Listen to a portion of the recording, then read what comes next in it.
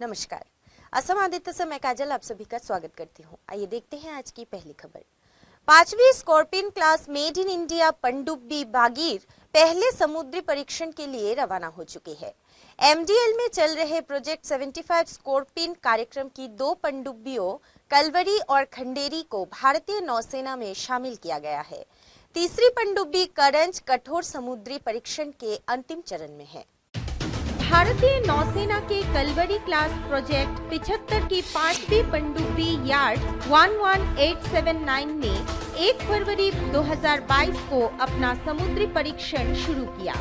इस पनडुब्बी को नवंबर 2020 में Mazagon dock ship builders limited (एमडीएल) के कान्होजी आंग्रे वेट बेसिन से लॉन्च किया गया था। नौसेना में कमीशनिंग के बाद पनडुब्बी का नाम भागीर रखा जाएगा। कोविड महामारी के बावजूद एमडीएल ने वर्ष 2021 में परियोजना की 2 पनडुब्बियों की डिलीवरी की है और 5वीं पनडुब्बी का समुद्री परीक्षण शुरू करना एक महत्वपूर्ण मील का पत्थर है। पनडुब्बी अब प्रणोदन प्रणाली, हथियार और सेंसर सहित समुद्र में अपनी सभी प्रणालियों के गहन परीक्षणों से गुजरेगी। इन परीक्षणों के पूरा होने के बाद वर्ष 2022 में पनडुब्बी को भारतीय नौसेना को सौंपने का लक्ष्य रखा गया है। एमडीएल में चल रहे प्रोजेक्ट 75 स्कॉर्पियन कार्यक्रम की 2 पनडुब्बियों कलवरी और खंडेरी को भारतीय नौसेना में शामिल किया गया है। तीसरी पनडुब्बी करंज कठोर समुद्री परीक्षण के अंतिम चरण में है। चौथी स्कॉर्पियन वेला ने समुद्री परीक्षण शुरू कर दिया है, जबकि छठी और आखिरी पनडुब्बी वाक्षीर तैयार की जा रही है। पनडुब्बी को अपना नाम आईएनएस भागीर से मिला। रूस की वेला श्रेणी की इस पनडुब्बी ने 1973 से 2001 तक नौसेना में सेवा की। भागीर का निर्माण जुलाई 2009 में शुरू हुआ था। उन्नत ध्वनिक अवशोषण तकनीक से लैस इस पनडुब्बी को नवंबर 2020 में लॉन्च किया गया था। News desk report, Assam Aditya. अब बढ़ते हैं अगली खबर की ओर। आज डिब्रूगढ़ के शहीद भवन परिसर में अखिल डिब्रूगढ़ जिला छात्र संघ के आह्वान एवं अखिल डिब्रूगढ़ छात्र संघ के पहल के तहत आसू के कार्यकर्ताओं ने जोरदार विरोध प्रदर्शन किया। अखिल डिब्रूगढ़ जिला छात्र संघ के आह्वान एवं अखिल डिब्रूगढ़ छात्र संघ के पहल के तहत डिब्रूगढ़ आसू के कार्यकर्ताओं पर पुलिस द्वारा चलाए गए बर्बर अत्याचार, जूते चप्पल से रौंदकर शहीद वेदी को किए गए अपमान के विरुद्ध प्रत्येक आसू के कार्यकर्ताओं को न्याय प्रदान एवं दोषी पुलिस अधिकारी श्वेतांक मिश्रा के ऊपर सरकार द्वारा उचित व्यवस्था ग्रहण करने की मांग को लेकर आज डिब्रूगढ़ के शहीद भवन में आसू के कार्यकर्ताओं ने जोरदार विरोध प्रदर्शन किया। आसू के कार्यकर्ताओं ने विभिन्न नारों के साथ असम पुलिस एवं असम सरकार की कड़ी निंदा करते हुए माहौल में हलचल पैदा कर दिया। पुलिस डिब्रूगढ़ जिला के जिस प्रकार से छात्रों के ऊपर शारीरिक तौर पे हो या मानसिक तौर पे जिस प्रकार के आक्रमण किया है, ये पूरी तरह से निंदनीय है और पूरी छात्र समाज, डिब्रूगढ़ के छात्र समाज के साथ साथ पूरे असम के छात्र समाज भी इसे कड़ी से कड़ी निंदा करती है। और आने वाले दिनों में ये जो जिला अध्यक्ष है पुलिस का माननीय क्षेत्र मिश्रा, और एक नाम हम लोगों के नज़र में आया है जो डीएसपी है, जो एपीएससी जो कि असम पब्लिक सर्विस कमीशन की जो स्कैम है उसमें भी उसके नाम इन्वॉल्वमेंट हमें पता चला है। तो हम असम सरकार को ये अपील करेंगे कि शीघ्र ये जो घटना हुई है, जो छात्रों के ऊपर अमानवीय जो अत्याचार, जो आक्रमण ये लोगों ने किया है, इसके ऊपर दोषियों को कड़ी से कड़ी कार्रवाई की जाए।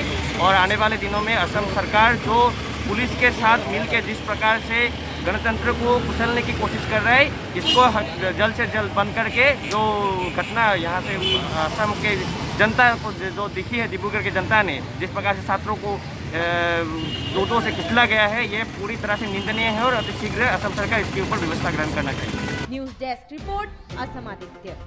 सिनेमा जगत से एक दुखद खबर सामने आई है। दिग्गज अभिनेता रमेश देव का निधन हो गया है। अभी 3 दिन पहले ही अभिनेता ने अपना 93वां जन्मदिन मनाया था। अभिनेता रमेश देव ने मराठी फिल्मों से लेकर कई बॉलीवुड फिल्मों में अभिनय किया था। उन्होंने बॉलीवुड में कई शानदार फिल्में दी और फिल्म उद्योग में अपने अभिनय से नाम कमाया। वरिष्ठ अभिनेता रमेश देव का 93 साल की उम्र में निधन हो गया। रमेश देव ने 250 से भी ज्यादा फिल्मों में काम किया था। वे मराठी फिल्म इंडस्ट्री के जाने माने एक्टर थे और कई हिंदी फिल्मों में भी काम किया था। रमेश देव का निधन हार्ट अटैक से हुआ। उनकी मृत्यु से फैंस काफी उदास हैं। उनके बेटे अजिंक्य देव ने उनके निधन की खबर दी।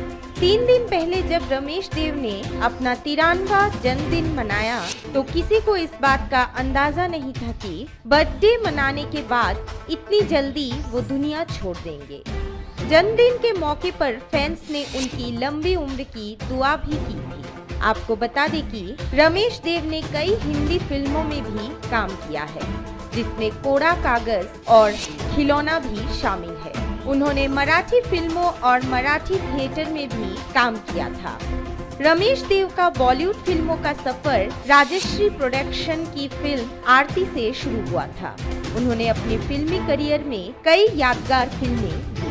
उनकी प्रमुख फिल्में हैं आजाद देश के गुलाम, घराना, मिस्टर इंडिया, दिल जला, पत्थर दिल, मैं आवारा हूँ आदि।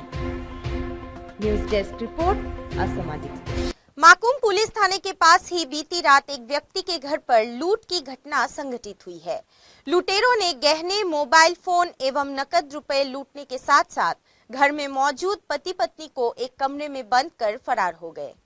माकूम पुलिस थाने से करीब 100 फीट की दूरी पर एक लूट की घटना संघटित हुई है। बीती रात माकूम थाना रोड के विश्वजीत राय के घर पर लूट की ये सनसनीखेज वारदात घटी है। खबरों के मुताबिक लुटेरों के 3 सदस्यीय गिरोह ने बीती रात करीब 9:30 बजे से रात के 12 बजे तक राय के घर से गहने, जेवरात, मोबाइल फोन एवं नकद 70,000 रुपए छीनने के अलावा विश्वजीत राय एवं उनकी पत्नी को एक कमरे में बंद कर लुटेरे फरार हो गए। सुबह मॉर्निंग वॉक पर निकले लोगों ने चिल्लाने की आवाज सुनकर माकूम पुलिस को सूचित किया और दोनों को बंद कमरे से मुक्त कराया गया। माकूम के साथ साथ इसके आसपास के इलाकों में भी लूट की व्यापक घटनाएं आए दिन घट रही है। माकूम शहर के साथ साथ डिगबॉय रोड, ज्योति नगर आदि में भी रात को छोटे छोटे व्यापारिक स्थलों पर अक्सर दुकानों के ताले तोड़कर चोरी आदि वारदातें होती रही है। नाइट कर्फ्यू लागू होने के बाद भी चोरों का आतंक माकूम में कम नहीं हुआ है। स्थानीय लोगों ने इस संबंध में पुलिस की निष्क्रिय भूमिका की कड़ी आलोचना की है। माकूम से ननी गोपाल दत्ता की रिपोर्ट, असम आदित्य। फिर से मौसम का मिजाज बदल गया है। पहाड़ी इलाकों में बर्फबारी और भारी से भारी बारिश की चेतावनी दी गई है। वहीं दिल्ली में आज सुबह से गरज के साथ साथ बारिश ने ठंड बढ़ा दी है। कुछ मैदानी हिस्सों में भी बारिश की संभावना है। वहीं हिमाचल प्रदेश में बर्फबारी का येलो और उत्तराखंड में ऑरेंज अलर्ट जारी किया गया है। उत्तर भारत में शीतलहर का प्रकोप जारी है।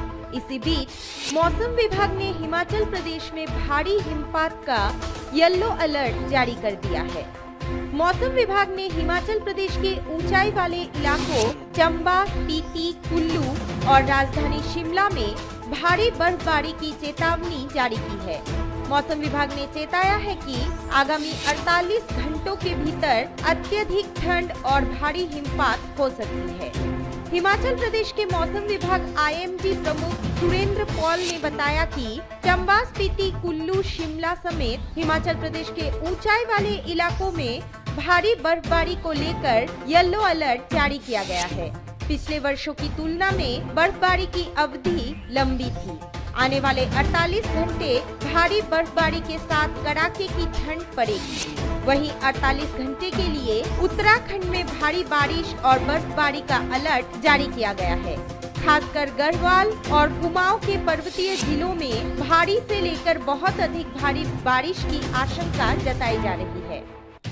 वहीं दिल्ली NCR के कई इलाकों में सुबह से तेज हवा के साथ हल्की बारिश का दौरा जारी है। News desk report, Assam Aditya. और अब समय है देश दुनिया के इतिहास में आज यानी कि 3 फरवरी की तारीख पर दर्ज अन्य महत्वपूर्ण घटनाओं के बारे में बताने की। आज के दिन सन 1760 में सदाशिव राव भाव के नेतृत्व में मराठा सेना ने उदगीर की लड़ाई में निजाम की सेना को बुरी तरह मात दी थी। 1815 में पनीर बनाने का पहला कारखाना स्विट्जरलैंड में खोला गया था। 1916 में बनारस हिंदू विश्वविद्यालय खुला था। 1925 में बम्बई और कुर्ला के बीच पहली इलेक्ट्रिक ट्रेन चली थी। 1954 में इलाहाबाद में चल रहे प्रयाग कुंभ के दौरान भगदड़ मचने से 500 लोगों की मौत हुई थी। इस घटना के बाद कुंभ मेले के दौरान की जाने वाली व्यवस्था और मेला प्रारूप में व्यापक बदलाव किए गए ताकि करोड़ों लोगों को संगम तक खींच लाने वाला आस्था का ये पवित्र पर्व सहज और सुरक्षित रहे। 1959 में अमेरिका में विमान दुर्घटना में रॉक एंड रोल के 3 सदस्यों की मौत हो गई थी। इनमें 22 वर्ष का मशहूर गायक बडी होली भी शामिल था। 1969 में CN अन्नादुरई का निधन हुआ था। 1970 में तलचर में भारत के पहले और विश्व के सबसे बड़े कोयला आधारित उर्वरक संयंत्र की आधारशिला रखी गई थी। 1971 में चंद्रमा पर तीसरे सफल मानव युक्त अभियान के दौरान अमेरिका का अंतरिक्ष यान अपोलो 14 चंद्रमा की सतह पर उतरा था। 1986 में पोप ने कलकत्ता में मदर टेरेसा से मुलाकात की और दीन दुखियों की सेवा के लिए उनके द्वारा बनाए गए आश्रम निर्मल हृदय का दौरा किया था। 1988 में परमाणु शक्ति से संचालित पहली पनडुब्बी INS चक्र को भारतीय नौसेना में शामिल किया गया था। 2006 में मिस्र की एक यात्री नौका खराब मौसम के कारण लाल सागर में डूब गई थी। इस दुर्घटना में 1000 से भी ज्यादा लोगों की मौत हो गई थी। और आज ही के दिन सन 2018 में भारत ने न्यूजीलैंड में आयोजित अंडर 19 क्रिकेट विश्व कप में रिकॉर्ड चौथी बार खिताबी विजय दर्ज की थी। आज के लिए बस इतना ही। देखते रहिए असम आदित्य। नमस्कार।